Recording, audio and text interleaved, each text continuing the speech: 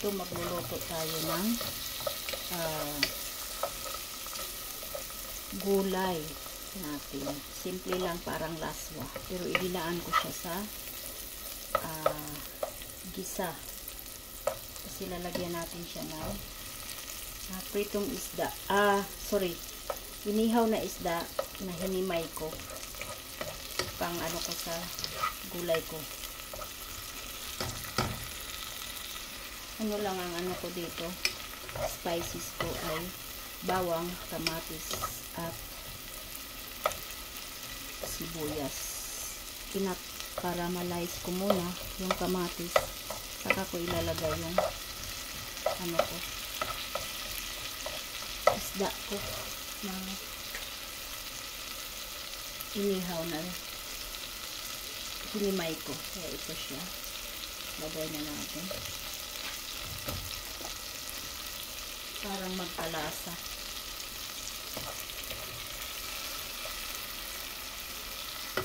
Instead na sardinas ang gamitin ko, yung inihaw na isda ang hinimay ko. Tapos surprise kung anong gulay ang ilagay ko dyan.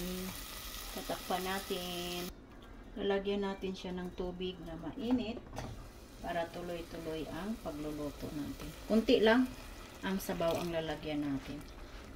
Kaya yan, tuloy-tuloy yung pagkukulo niya. Takpan uli. At ito na siya, lalagyan natin ng gulay. Ang gulay natin ay alagbati and saluyot. O, diba? Saluyot, o, leaves niya. Saka yung alagbati ko. O, diba? Alagbati. Kaya, halo-halo. At magtutubig ito, diba? Kaya, yan ang gulay ko. Tanghalian ko ito.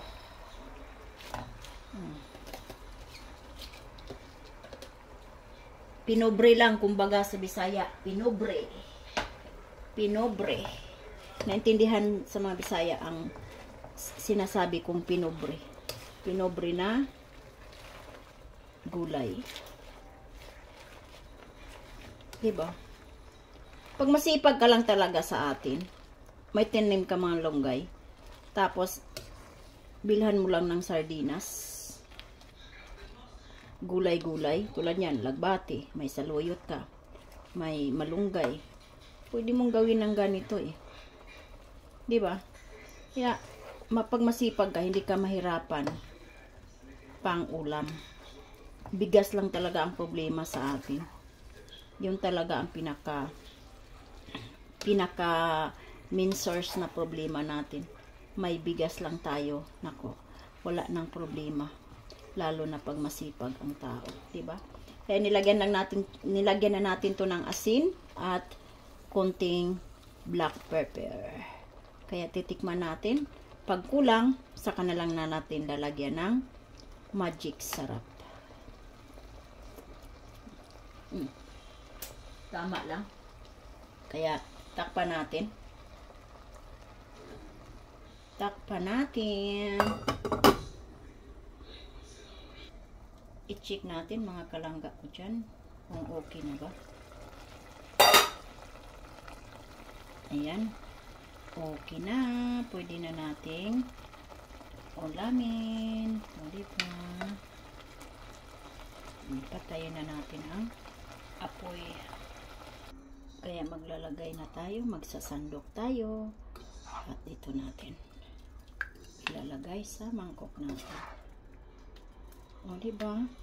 Simpleng gulay pero healthy. Diba? Alagbati lang at saluyot. Naglaway na ako. Pwede ko tong ulam, parisa ng Arabic bread.